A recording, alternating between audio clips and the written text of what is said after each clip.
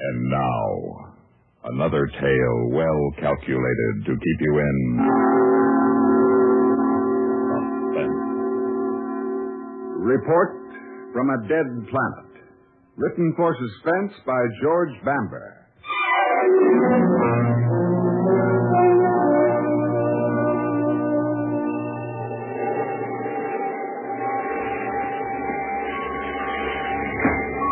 Oh, Dr. Siddons. What are you doing here? Oh, I might well ask you the same thing. Well, I couldn't sleep. I'd close my eyes, and then I'd think, Jeffries, old man, tomorrow you make history. One of the first men to set foot on an inhabitable planet. And then the next thing I'd know, my eyes would pop open, and I'd be staring up in the darkness. So you came up here to have another look at it, huh? How did you know? I'm afraid Buck Fever isn't restricted to the young. Oh, gosh. It's beautiful, isn't it? Yes, it is. Just look at it. How it hangs out there in space. Motionless. Like a huge ball or a giant pearl. And a luminescent gray.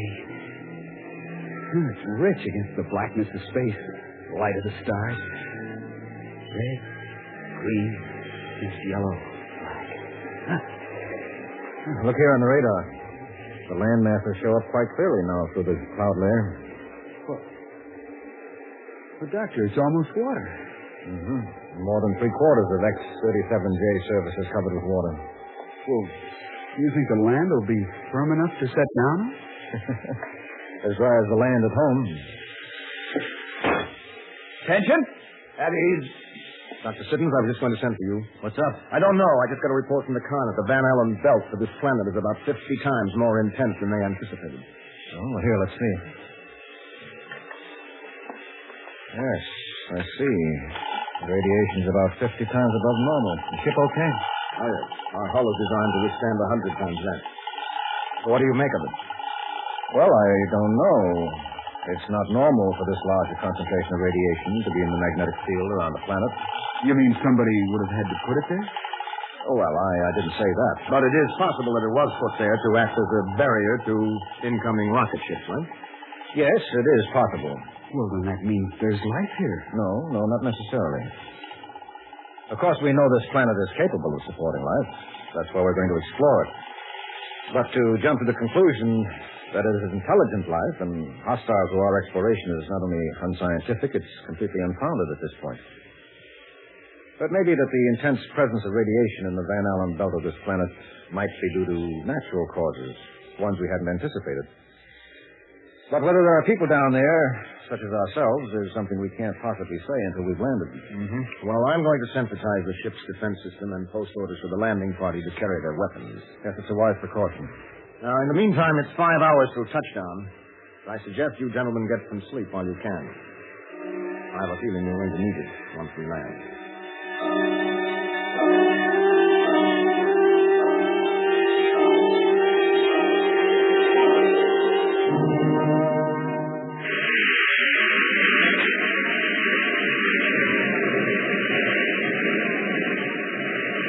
150,000 feet from touchdown. Rate of fall, 0660. Well, so far, so good. 145 from touchdown. Rate of fall. If they had any anti-rocket devices, they would have sent them up by now. We're well into their atmosphere. Yes. Unless they're planning some kind of trap, letting us land so they can capture us intact once we're on the ground. If there's anybody down there. We've been monitoring the radio frequency since last night, and there hasn't been a sound. Whatever life is down there, I'm sure we'll be able to handle. 110,000 feet from touchdown. Rate of fall. I see you're keeping to the edge of the landmass. Yes. I want you to be able to get your ocean samples without a lot of traveling. Well, may I suggest you set down where that large river empties into the sea? That way I can take fresh water samples as well. You see there, on that peninsula? You think that's big enough? I make it to be about 2 miles wide. Plenty of room for us. Jenkins, what's the spectrographic reading for that peninsula? Solid mineral. Granite-like composition. It should support us. Well, it's not a peninsula, sir. It's an island. You see, here? How the river cuts around it at the north end? Cutting it off from the main body of land? Yes. Well, that makes it all the better. It's small enough, surrounded by water on four sides. Makes it easier to defend if there are hostile people down there. 100,000 feet from touchdown. Rate of fall, 0790. Collins, set a course for that island. Aye, aye, sir. Dr. Sidden. Yes? There's something funny about that island. Look, here on the spectrograph. Well, what is it? Well, look how the whole thing shows up gray. Solid rock. Except for this patch of green, the only spot on the whole island. There's nothing unusual about that. Merely indicates vegetation covering the minerals. Grass or trees. Yes, but why this one spot? And why so perfectly oblong? Look, the sides of it are laid out square as a parade ground. Yeah, he's right, you know, Doctor. Nature couldn't lay out anything as geometric as that. It has to be man-made. You don't suppose it's some sort of sacred ground, a place for a religious ceremony? Well, Lieutenant, let's not let superstition run away with our better judgments. But look, Dr. Siddons, the whole island's cross-hatched into squares. And that green patch is the only unmarked place on it.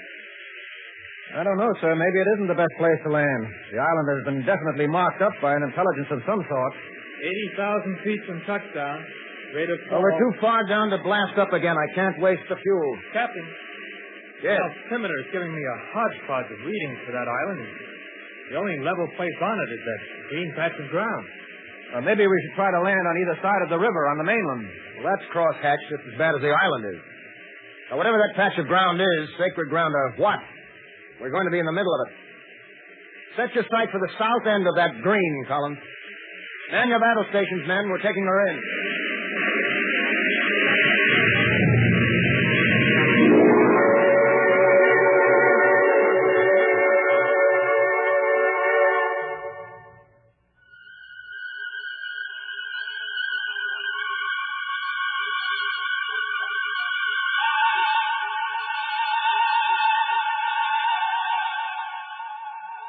Well, gentlemen, we made it. A new world. Keep your eyes open. See any movement? No, sir. Phew. Looks like we've landed in the middle of a huge graveyard. What are they, Dr. Siddons? Monuments? No. They're too big for that. Well, I imagine they're dwelling places of some sort. See all those little squares they cut in them? They must be windows. Well, and there's no question that there are creatures on this planet. No. Well, then where is everybody? Yes, that's a very good question. Well, I would say that they were scared away by the roar and blast of our landing rockets. And I would say that they evacuated this place when they saw us coming, and that they're waiting for us to get on the ground where they can attack us. Well, what are we going to do? The only thing we can do.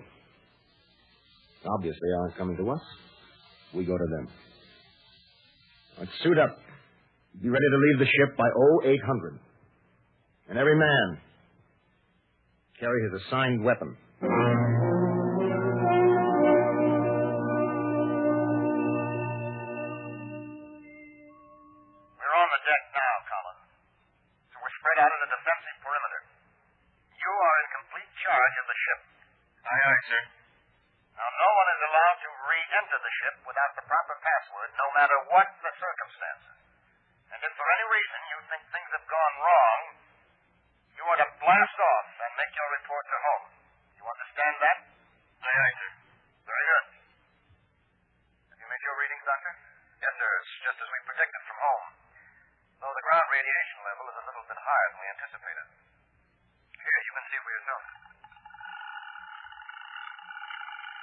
Dangerous? Oh, it's more than safe for us. There's no reason why we can't get out of these suits and walk around the same as at home. Unless there's the presence of a gas we don't know about. Yes, that's true. I need a volunteer. Oh, Captain, I would like to volunteer. No, not you, Dr. Sims. You're too valuable to the expedition. I can't let you do that. Well, there's no danger. Said yourself, the Captain. You were the first person to set foot on this new world. I'd like to be the first to breathe its air. Well, all right, Doctor.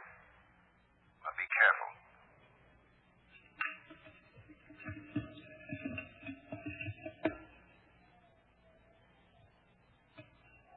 Come on in, boys. The water's fine. Hey, you hear that, Collins? We got it made. All right. Knock it off. This is a military reconnaissance, not a picnic. Well, there's life on this planet. But until we make contact with it, it's the enemy. Lieutenant Jeffries. Yes, sir. You will take the doctor and 2 men and reconnoiter to the east as far as the river. I'll go as far as the West River. And when you get through, double back here. Yes, sir.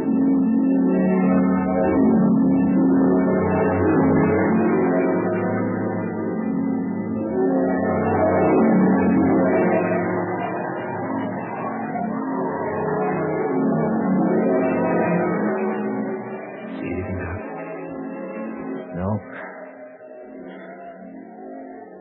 We've been lying here so long, staring at the window so long. I feel like there's a million pair of eyes staring back at us. What do you suppose they look like? I don't know. I haven't any idea. It's weird. Hunting for creatures and you don't know what they look like. Yes. Well, I guess we could lay here forever. Wouldn't do any good. We're going to find them. We're going to have to get them. Such crude dwellings. They must have lived absolutely one on top of the other. Any volunteers to go with me? I'll go with you. All right. Now, the rest of you stay here. Keep us covered. If anything happens, don't be afraid to shoot into us. Doc, when I get the word, we'll run across the street. And don't stop until we come to that wall. First building, you got it? Yes, right.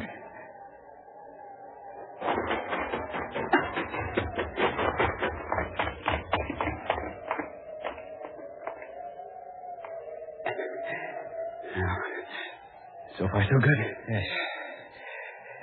Just above your head. Huh? There's one of the windows. But it's filled with plastic.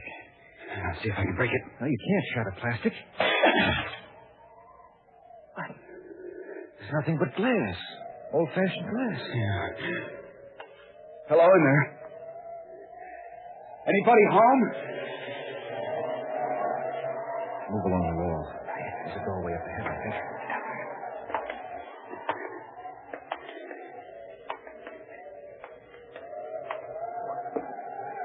It's unlocked. Push it open with your weapon. Carefully. Hello in there. Anybody home? Move in cautiously. And keep your eyes open.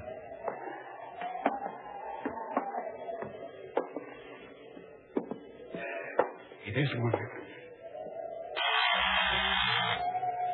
Stop! It's an effigy of some sort. See, it isn't living. It's a statue of some kind. See? It's made out of some sort of alloy. Are you sure? Yes.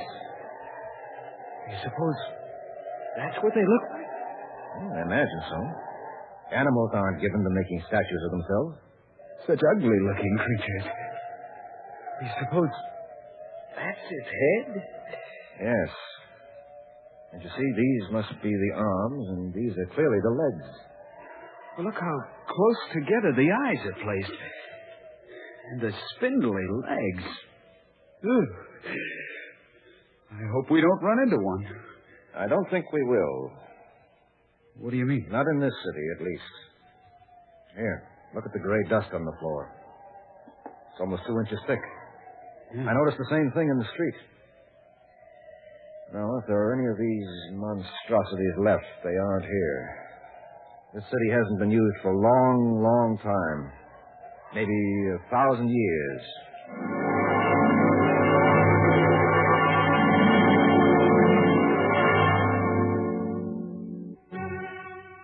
Lieutenant Jeffries reporting, sir. All right, go ahead, Lieutenant. We've completed the 1,000-mile inland reconnaissance as your instructions, sir. And you found? Nothing. No life of any sort.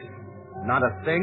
Just miles and miles of twisted, stunted vegetation and a couple more of those huge radioactive burns, such as we found 100 miles south and west of here. Collins, your receivers picked up anything yet? No, sir. We've been monitoring all frequencies every day since we've been here. Not a sound. Nothing but random radio interference from outer space. What about the television satellites we sent up? Well, they've covered the surface of this planet 100 times, sir. Not a sign of movement anywhere. Well, Dr. Siddons, what do you make of it? Well, it would be unethical for me to venture an opinion at this time. Now, Doctor, come now. You must have some idea. For the past 10 days, you've been doing nothing but nosing around these old ruins. You must have drawn some conclusions. Well, now, this is only my opinion, mind you. We won't know until all the facts are in. But as we know, this planet was at one time inhabited by living creatures much like ourselves, no matter how repulsive they may appear to us. They were biped, carnivores, and possessed a certain amount of intelligence. Well, what happened to them? Well, in order to understand what happened to them, you have to understand the people themselves. Now, as I've said, they were very primitive and very superstitious. True, they had advanced from the Stone Age to the threshold of nuclear energy, but culturally and morally, they hadn't gotten much beyond the Iron Age. So, then they discovered the tremendous power of nuclear energy. Yes, exactly. The very first use they made of it was to blow a couple million of their fellow creatures off the face of the planet. What savages. But they didn't destroy everything. The city's still standing. Well, as far as I can figure out, it didn't hold any military targets. Then what happened to the people in it? They were killed off by radiation. It's still radioactive. Why didn't the radiation kill us off? Well, because for one thing, it's cooled off considerably since then. And for another thing, we're used to it. They never had a chance. Well, that's it.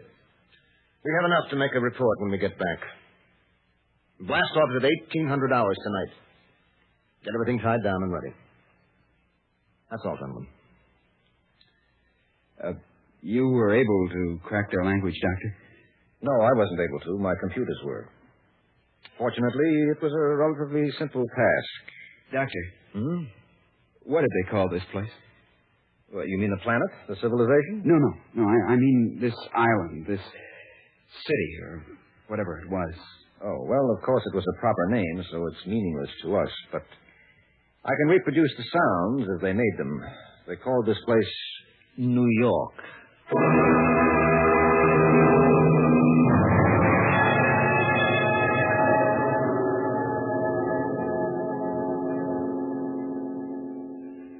Suspense.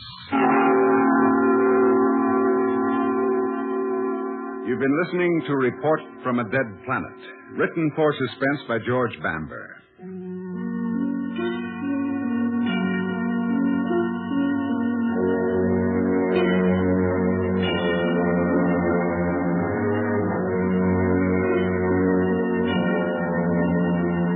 Heard in tonight's story were Bill Mason as Lieutenant Jeffries, Les Damon as Dr. Siddons, John Larkin as the captain, and Phil Meader as Collins. Listen again next week when we return with Memorial Bridge by William N. Robeson. Another tale well calculated to keep you in Suspense. the Kingston Trio next, followed by the latest CBS News and Have Gun Will Travel on CBS Radio.